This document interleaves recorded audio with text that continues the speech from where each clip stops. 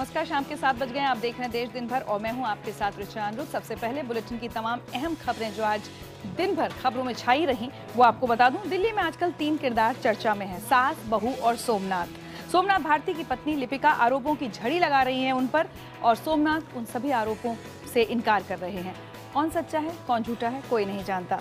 उधर कांग्रेस ने दावा किया है कि पूर्व आईपीएल कमिश्नर ललित मोदी की मदद में प्रधानमंत्री नरेंद्र मोदी की भी सहमति थी। ललित मोदी विवाद पर कांग्रेस ने बीजेपी से पूछा है कि आखिर सरकार की मेहरबानी की वजह क्या थी। बिहार में किसकी बनेगी सरकार ये तो चुनाव के बाद ही पता चलेगा, लेकिन एक तरफ जनता परिवार बीजेपी गठबंधन के सफाई का दावा कर रहा है, वहीं बीजेपी का दावा है कि इस बार जनता नीतीश कुमार को सबक सिखाएगी। धांधली के आरोप के बाद सुप्रीम कोर्ट ने ऑल इंडिया पीएमटी परीक्षा रद्द कर दी है। कोर्ट ने सीबीएसई को 4 हफ्ते के अंदर दोबारा परीक्षा कराने को कहा है। साथ ही हम आपको बताएंगे कि योग दिवस के लिए आतंकियों ने क्या नापाक साजिश रची है, और साथ ही सुपरस्टार रजनीकांत की पत्नी के खिलाफ क्यों दर्ज की गई है एफआईआर, इस पर भी हमारी नजर बनी रहेगी। सबसे पहले बात करते हैं ललित मोदी मामले की। सुषमा स्वराज के ललित मोदी की मदद करने के मामले में कांग्रेस ने अब प्रधानमंत्री नरेंद्र मोदी पर ही हमला बोल दिया है। कांग्रेस ने इस पूरे मामले पर आज फिर नरेंद्र मोदी से 11 सवाल पूछे हैं। कांग्रेस प्रवक्ता रणदीप सुरजेवाला ने आज प्रेस कॉन्फ्रेंस करके पूछा कि प्रधानमंत्री अमित शाह और ललित मोदी का क्या रिश्ता है, और साथ ही कांग्रेस ने ललित मोदी के साथ प्रधानमंत्री की एक तस्वीर भी दिखाई। आईपीएल के पूर्व कमिश्नर ललित मोदी की मदद के आरोप के बाद सियासी बवंडर जारी है। विदेश मंत्री सुषमा स्वराज के घर के बाहर यूथ कांग्रेस ने प्रदर्शन किया। यूथ कांग्रेस के कार्यकर्ताओं की पुलिस से कई बार झड़प भी हुई। कांग्रेस समेत कई विपक्षी पार्टियां सुषमा के इस्तीफे पर अड़ी है। इस पूरे मामले पर विरोध प्रदर्शन और सुषमा के इस्तीफे की मांग से लेकर पीएम मोदी तक पर निशाना साधा जाने लगा है। माननीय प्रधानमंत्री श्री नरेंद्र मोदी जी, माननीय भाजपा अध्यक्ष श्री अमित शाह जी और कानून के भगोड़े ललित मोदी का क्या रिश्ता है।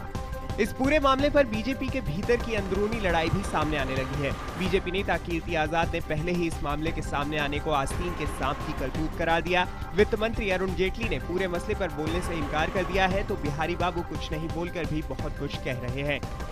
जहाँ तक कीर्ति आजाद का सवाल है, he is a very dear friend of mine, बहुत नजदीकी दोस्त है मेरे। और कीर्ति आजाद जनरली जो बातें करते हैं बहुत सोच समझ के करते हैं, समझदारी के साथ करते हैं, लेकिन इसके आगे और मैं कुछ नहीं। सवालों के उठने के बावजूद आरएसएस भी सुषमा के बचाव में खुलकर आ गया है। और इस मामले पर अभी राहुल गांधी ने कहा है, कांग्रेस उपाध्यक्ष राहुल गांधी ने कहा है कि प्रधानमंत्री मोदी को सुषमा स्वराज को बर्खास्त कर देना चाहिए।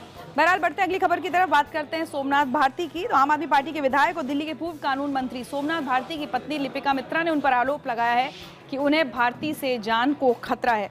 साथ ही उन्हें कहा जा रहा है कि उन पर शिकायत वापस लेने के लिए दबाव बनाया जा रहा है, और ये सबूत देने के लिए कहा जा रहा है कि वो 5 साल से सोमनाथ भारती के साथ रह रही हैं या नहीं। जगह B5 183 सफदरजंग इनक्लेव, दिल्ली महिला आयोग बरखा शुक्ला का घर। एक बार फिर सोमनाथ भारती की पत्नी लिपिका मित्रा अपने आरोपों के साथ मीडिया के सामने थी। उनके साथ थी दिल्ली महिला आयोग की अध्यक्ष बरखा शुक्ला सिंह। लिपिका ने आरोप लगाने शुरू किए। लिपिका के मुताबिक उसे सोमनाथ की तरफ से धमकी भरे कॉल्स आ रहे हैं। इतना ही नहीं, उन्होंने मकान मालिक के जरिए धमकाने की कोशिश की बात भी कही। I want to be out from this abusive marriage. I have requested him time and time again for ending this thing. He's not doing it. I don't know why, but somehow I don't know what is going inside his head, but he's keeping it on. He's stretching it on, and I cannot take it anymore. You cannot enter in anybody's house like this. इसी दौरान वहां दिल्ली महिला आयोग की सदस्य जूही खान पहुंच गई। वो कुछ बोलने की कोशिश करने लगी तो बरखा शुक्ला सिंह ने उन्हें आगे बढ़कर रोक दिया। इसके बाद वहां हंगामा भी हुआ। इस समय सोमनाथ भारती की मां बरखा शुक्ला सिंह के घर पहुंच गई, लेकिन दिल्ली महिला आयोग की अध्यक्ष ने उनसे घर पर मिलने से इनकार कर दिया। मैं कहना चाहती हूँ, आए मेरे घर, अपने परिवार में मिलजुल के खुश होकर रहे, मैं चली जाऊंगा। इस बीच इस पूरे मामले पर सोमनाथ भारती ने दिल्ली महिला आयोग के अध्यक्ष बरखा शुक्ला पर सवाल उठाए हैं। उन्होंने कहा कि महिला आयोग फैमिली जोड़ने के लिए है या फिर तोड़ने के लिए। वैसे आम आदमी पार्टी की मुश्किलें शहर में कम होती दिखाई नहीं दे रही हैं। दिल्ली के डायलॉग कमीशन से हटाए गए अफसर आशीष जोशी ने अब एंटी करप्शन ब्यूरो में मुख्यमंत्री अरविंद केजरीवाल के सचिव राजेंद्र कुमार के खिलाफ भ्रष्टाचार की शिकायत दर्ज करवाई है।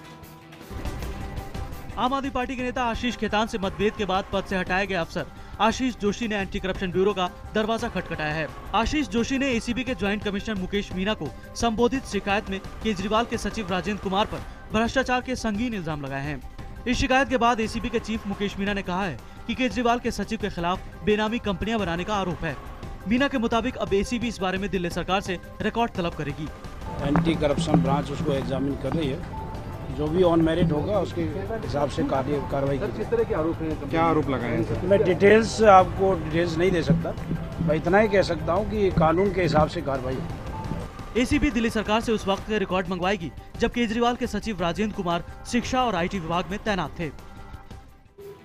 उधर दिल्ली की आम आदमी पार्टी सरकार और एलजी के बीच जारी जंग के बीच आज अरविंद केजरीवाल और मनीष सिसोदिया ने गृह मंत्री राजनाथ सिंह से मुलाकात की। इस बैठक का नतीजा क्या निकला ये तो नहीं पता, लेकिन राजनाथ सिंह ने उन्हें कुछ नसीहतें जरूर दी। दिल्ली के मुख्यमंत्री अरविंद केजरीवाल ने अपने सहयोगी उप मुख्यमंत्री मनीष सिसोदिया के साथ गृह मंत्री राजनाथ सिंह के साथ करीब घंटे भर तक बैठक की। सूत्रों के मुताबिक केजरीवाल ने राजनाथ सिंह के सामने दिल्ली के अफसरों के तबादले और एसीबी के कंट्रोल का मुद्दा उठाया। सूत्रों का दावा है कि राजनाथ सिंह ने इस बारे में उनको कोई ठोस आश्वासन नहीं दिया। गृह मंत्री ने उनके मंत्रालय और एलजी को चिट्ठी लिखे जाने के तरीके पर नाखुशी जाहिर की और केजरीवाल से कहा कि उपराज्यपाल संविधान के हिसाब से ही काम कर रहे हैं ताकि सरकार और उनके बीच किसी तरह का टकराव न हो। सूत्रों के मुताबिक घंटे भर तक चली इस बैठक में कोई ठोस नतीजा नहीं निकल पाया। चलिए दिल्ली के बाद अब रुक करते हैं बिहार का। बिहार में जनता परिवार के गठबंधन को भी चंद दिन ही बीते हैं, लेकिन अंदरूनी मतभेद की खबरें बाहर आने लगी हैं। खबर है कि समाजवादी पार्टी की बिहार इकाई ने 27 विधानसभा सीटों पर दावा ठोक दिया है। हम लोग का गठबंधन मुलायम सिंह जी के घोषणा के बाद घोषणा के बाद तरह तरह का खेल हो रहा है, तरह तरह का बात छापा जा रहा अखबारों में। मैं देखता हूँ ये अखबार पॉलिटिकल पार्टी का एजेंट नहीं है, वर्कर नहीं हो। बिहार में जनता परिवार ने नीतीश को भले ही नेता तय कर लिया हो और आरजेडी अध्यक्ष अपने तथाकथित अटूट बंधन के जरिए बिहार में अपनी खोई जमीन हासिल करने का दावा कर रहे हो, लेकिन अब सीटों के बंटवारे को लेकर घमासान के संकेत मिलने लगे हैं। समाजवादी पार्टी की बिहार इकाई ने लालू यादव और नीतीश पर मुलायम सिंह यादव के नाम का इस्तेमाल करने का आरोप जड़ा है। समाजवादी पार्टी के बिहार अध्यक्ष ने इस बाबत मुलायम सिंह यादव को एक खत लिखकर अपना दुखड़ा रोया है। उनका आरोप है कि लालू और नीतीश उनको किसी भी बैठक में नहीं बुलाते हैं। निश्चित तौर पर जिनकी जो समझ है उस समझ के मुताबिक अपना काम कर रहे हैं, मुझे ऐसा प्रतीत हुआ। बिहार सपा इकाई को ऐसा प्रतीत हुआ। इधर बीजेपी लालू नीतीश गठबंधन को मौका परस्तों का गठबंधन बता रही है। मेरी चिंता ये है कि कुछ महीनों के बाद जो बिहार का चुनाव होगा तो बिहार की जनता नीतीश जी को ही ड्रॉप करने वाली है, इसका मुझे पूरा विश्वास है। और जब बात हो रही है बिहार की, तो मांझी पर लगातार चुप्पी के बाद आज आखिरकार नीतीश कुमार ने उन पर निशाना साधा। नीतीश ने कहा कि मुख्यमंत्री बनने से पहले मांझी को कोई जानता भी था क्या? जब तक हम बनाए नहीं थे तब तक नाम जानते थे। हम ही से पूछ रहे हैं, इस देश में जो विश्वासघाती होता है उसको जनता कभी स्वीकार नहीं करती है। खबर छत्तीसगढ़ से, जहां 2 दिन की यात्रा पर कांग्रेस उपाध्यक्ष राहुल गांधी आज पहुंचे हैं और वहां स्थानीय आदिवासियों से काफी देर बातचीत की, मुलाकात की और वहां भी राहुल गांधी ने केंद्र सरकार पर जमकर हमला बोला। 2 दिनों के दौरे के पहले दिन राहुल गांधी कोरबा पहुंचे और वहां आदिवासियों के साथ पंचायत लगाई। राहुल गांधी ने एक बार फिर से मोदी सरकार के विकास के दावों पर सवाल उठाए। उन्होंने आदिवासियों की जमीन उद्योगपतियों को देने का आरोप भी केंद्र सरकार पर लगाया। राहुल गांधी ने मीडिया पर भी आदिवासियों की अनदेखी का आरोप लगाया। अब आमतौर से क्या होता है, आपकी बात दिल्ली नहीं पहुंचती। दिल्ली में बड़े बड़े लोग बात करते हैं, प्रेस वाले भी उनकी बात आसानी से उठा लेते हैं, आपकी बात इतनी आसानी से नहीं उठती। दिल्ली के अखबारों में आदिवासियों के बारे में इतना सा लिखा जाता है और जो बड़े बड़े उद्योगपति होते हैं उनके बारे में। मंत्री अपने पद पर बने रहेंगे, भले ही उन पर कितना भी संगीन आरोप क्यों ना लगा हो। मंत्रियों का कुछ नहीं बिगड़ेगा, उनसे पूछताछ तक नहीं होगी, उन्हें थाने तक नहीं जाना होगा। ये है उत्तर प्रदेश में अखिलेश राज की हकीकत। उत्तर प्रदेश के शाहजहांपुर में पत्रकार को जिंदा जलाने के मामले में वारदात के 14 दिन बाद भी आरोपी मंत्री राममूर्ति वर्मा से पूछताछ तक नहीं की गई है। उत्तर प्रदेश के कद्दावर मंत्री शिवपाल यादव ने साफ कर दिया है कि बगैर जांच पूरी हुए मंत्री पर कोई कार्रवाई नहीं होगी। शाहजहांपुर पत्रकार हत्याकांड पर किरकिरी झेल रही यूपी सरकार आज अपने मंत्री के बचाव में उतर पड़ी। शिवपाल यादव ने बदायूं रेप कांड का हवाला देते हुए कहा कि जब तक जांच पूरी नहीं हो जाती तब तक कोई कार्रवाई नहीं की जाएगी।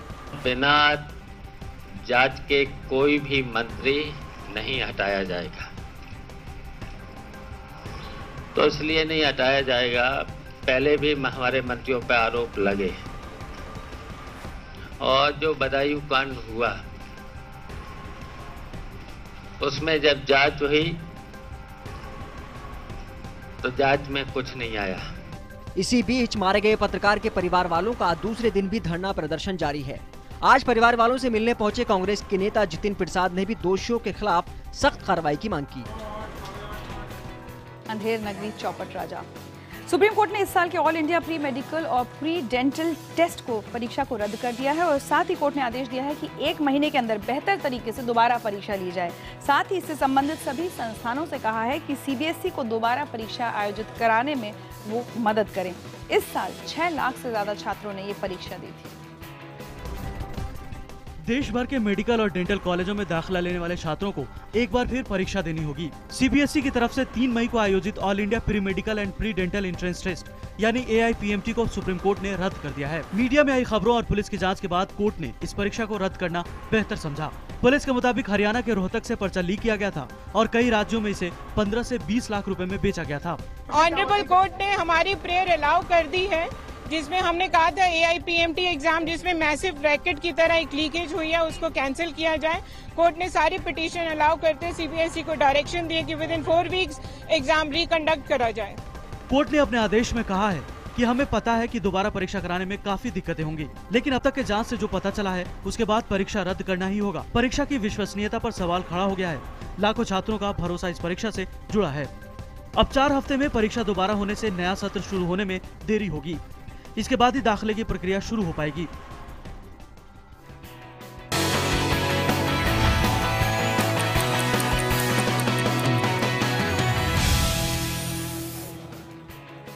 आप देख रहे हैं देश दिन भर। बात करते हैं विश्व योग दिवस की। 21 जून को होने वाले विश्व योग दिवस की तैयारियां पूरे देश में अब जोरों पर है और आज हरियाणा और मध्य प्रदेश के मुख्यमंत्रियों ने 21 जून को होने वाले कार्यक्रमों की तैयारियों का जायजा लिया। हरियाणा के पंचकूला में मुख्यमंत्री मनोहर लाल खट्टर, मंत्री अनिल विज और योग गुरु बाबा रामदेव ने 21 जून को होने वाले कार्यक्रम के रिहर्सल में हिस्सा लिया। इसके अलावा खट्टर ने योग दिवस के कार्यक्रम के बारे में अफसरों से जानकारी ली। बाबा रामदेव ने योग की अहमियत को दोहराया। सरकार के लोग स्वस्थ रहेंगे तो समाज उन्नत होगा। योग कोई मजहब मत पंथ नहीं, एक जीवन शैली है, एक विज्ञान है। हरियाणा के मुख्यमंत्री खट्टर के अलावा मध्य प्रदेश के मुख्यमंत्री शिवराज सिंह चौहान ने भी 21 जून को होने वाले कार्यक्रम स्थल का जायजा लिया और अफसरों के साथ मिलकर तैयारियों की समीक्षा की। प्रधानमंत्री नरेंद्र मोदी की पहल पर संयुक्त राष्ट्र ने 21 जून को विश्व योग दिवस के रूप में मनाने का फैसला लिया है। तो एक तरफ तो पूरा देश विश्व योग दिवस मनाने की तैयारियों में जुटा हुआ है, वहीं दूसरी तरफ आतंकवादी इस मौके पर बड़ी वारदात को अंजाम देने की कोशिश में है। इसके लिए सीमा पार से घुसपैठ की तैयारी भी की जा चुकी है। खुफिया सूत्रों से मिली जानकारी के मुताबिक आतंकवादी दिल्ली में 21 जून को विश्व योग दिवस के मौके पर और अमरनाथ यात्रा के दौरान हमला करने की योजना बना रहे हैं। सूत्रों के मुताबिक लश्कर और जैश-ए-मोहम्मद के विशेष ट्रेंड आतंकियों को भारत की सीमा में घुसपैठ कराने की योजना है। इस बारे में आतंकवादियों ने 5-6 दिन पहले LOC पर नौशहरा के पोखरा गांव और आसपास के इलाकों में रेकी कर POK में बैठे अपने आकाओं को दी है। सूत्रों के मुताबिक आतंकवादियों को भारत की सीमा में घुसपैठ करवाने की जिम्मेदारी हिजबुल मुजाहिदीन को सौंपी गई है। खुफिया सूत्रों के मुताबिक 1 जून को लश्कर, जैश और हिजबुल के आतंकियों की हाफिज सईद की मौजूदगी में बैठक हुई, जिसमें हमले की योजना को अंतिम रूप दिया गया। इस खुफिया जानकारी के बाद सुरक्षा एजेंसियों ने भी अपनी रणनीति बदली है। और खबर उत्तर प्रदेश की राजधानी लखनऊ से। शिया वक्फ बोर्ड को लेकर चल रहे विवाद के बीच आज शिया धर्मगुरु कल्बे जवाद ने अपनी गिरफ्तारी दी। आज शाम कल्बे जवाद ने अपने समर्थकों के साथ प्रदर्शन किया और उनका आरोप है कि समाजवादी पार्टी सरकार ने अपने वादे पूरे नहीं किए। उनका आरोप है कि वक्फ बोर्ड के चुनाव में धांधली हुई थी और इससे पहले जिला प्रशासन ने रविवार को 18 बसों के साथ कल्बे जवाद के समर्थकों को गिरफ्तार करने की कोशिश की थी, लेकिन तब उन्होंने ये कहकर गिरफ्तारी देने से मना कर दिया था कि करीब 200 बसों का इंतजाम किया जाए। दरअसल कल्बे जवाद ने उत्तर प्रदेश के कद्दावर मंत्री आजम खान के खिलाफ मोर्चा खोला हुआ है और पिछले कई दिनों से वो इमामबाड़े के बाहर प्रदर्शन कर रहे हैं।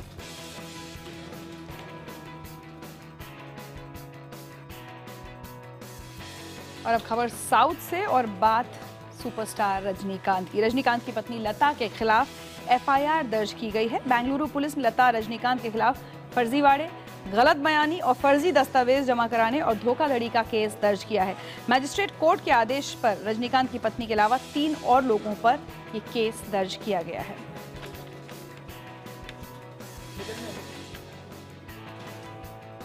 चलिए इसी के साथ आज देश दिन भर में मेरे साथ